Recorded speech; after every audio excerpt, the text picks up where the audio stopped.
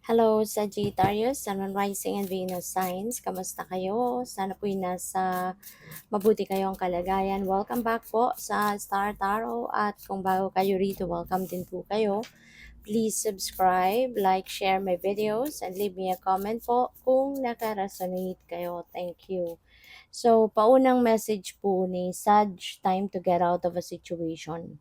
Ayan, if this message resonates with you po, alam niyo yan kung anong sitwasyon ang meron kayo na kailangan na talaga ninyong umalis dyan.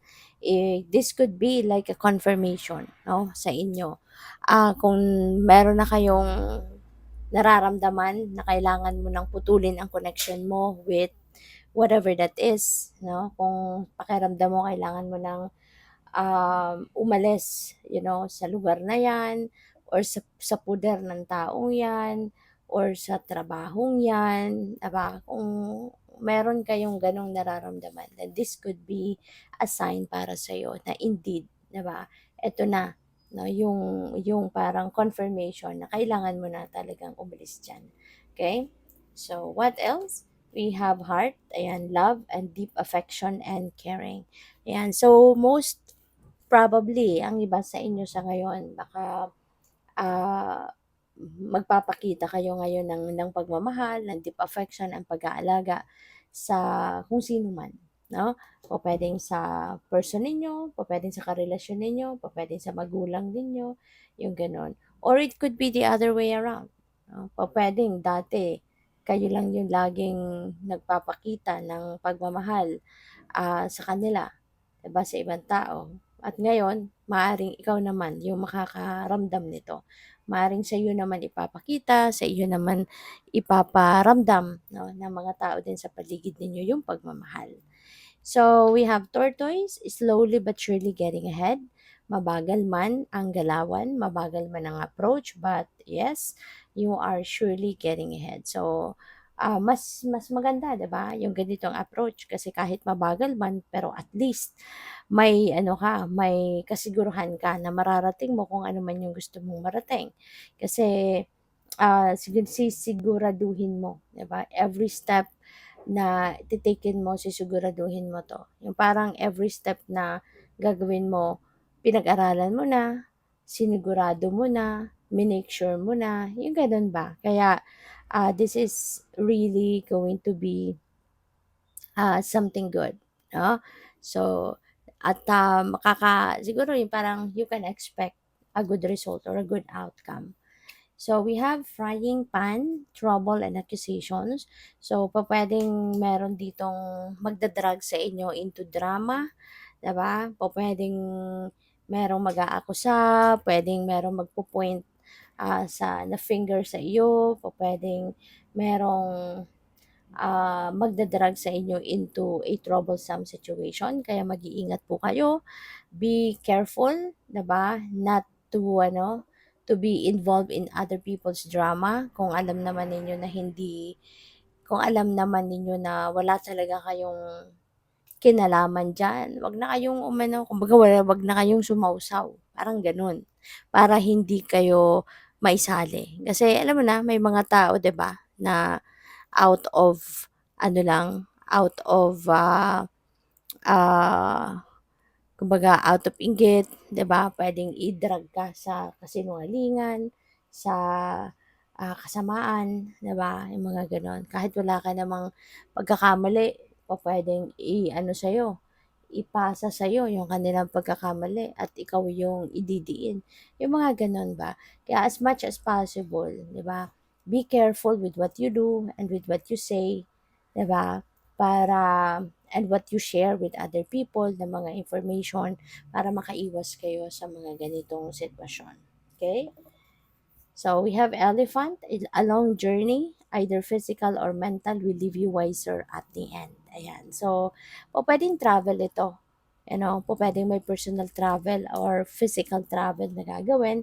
Ang iba sa inyo, Sag, this could be a long distance travel. Pwedeng abroad yan or pwedeng across the country.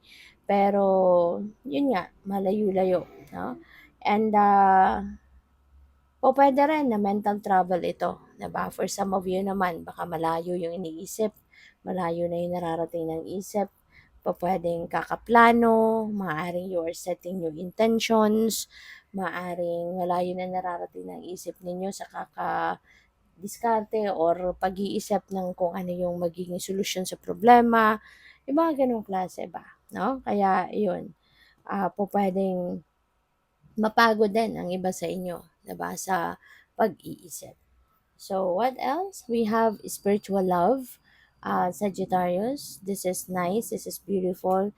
'Di ba, meron tayong heart energy, kaya most likely talaga, siguro mas maa-appreciate mo ngayon yung mga tao sa paligid mo. Kasi, ngayon siguro, sila naman talaga yung magpaparamdam sa'yo ng kanilang pag-aalaga sa'yo, concern sa'yo, pagmamahal sa'yo, 'di ba? So, feeling ko ano kayo ngayon, you will definitely feel the love, 'di ba, of the people around you and yung spirit team ninyo, yung spirit family ninyo.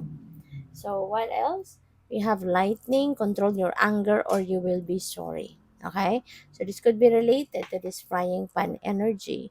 So, as much as possible, kontrolin nyo na lang yung galit, kontrolin ninyo yung pwedeng may hate dito na mag-arise.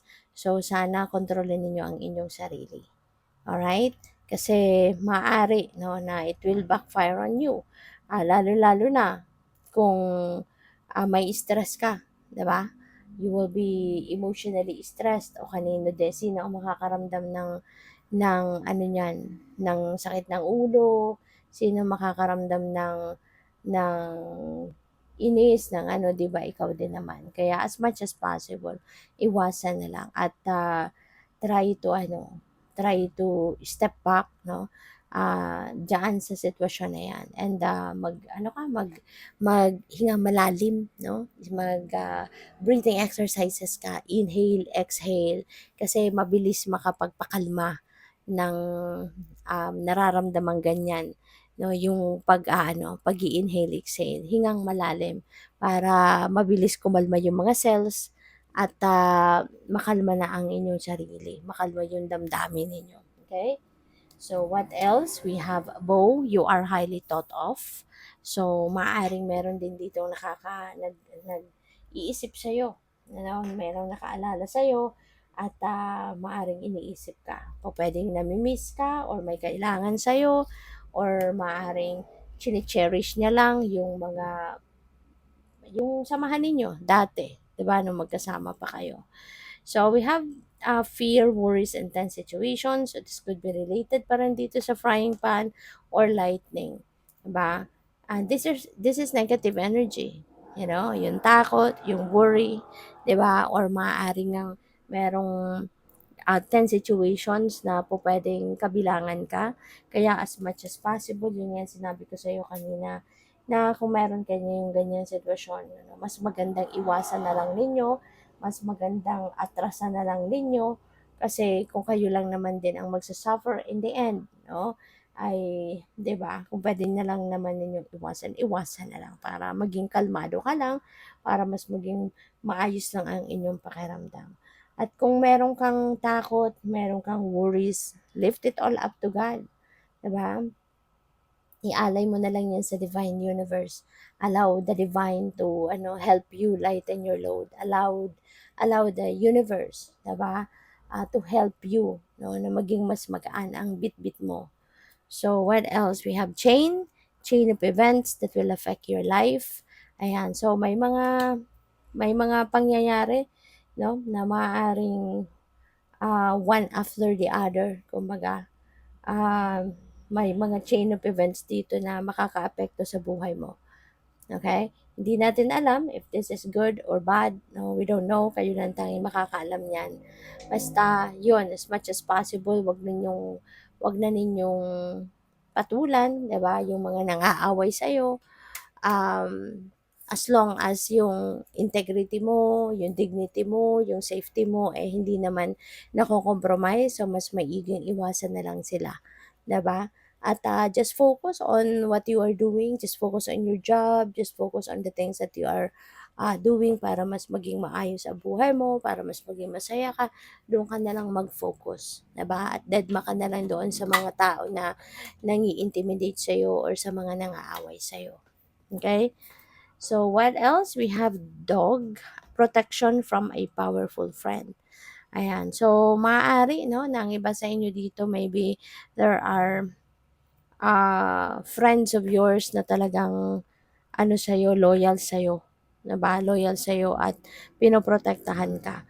At maaari sila din yung gumagabay sa'yo or tumutulong sa'yo. Diba? In any way, shape, or form.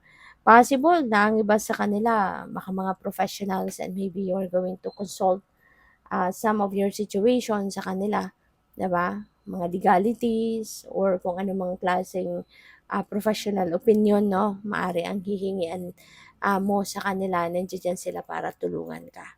So, something important such as new job or raise or pwedeng promotion din ito na po pwedeng dumating. No? So, merong blessing na dadating sa'yo. Maaaring yung in-applyan mong trabaho, matatanggap ka na, makakatanggap ka na ng tawag, accepted ka na or hired ka na or may pay raise or pwedeng promotion. So, good luck sa'yo. Thank you for watching. Love and light. Namaste.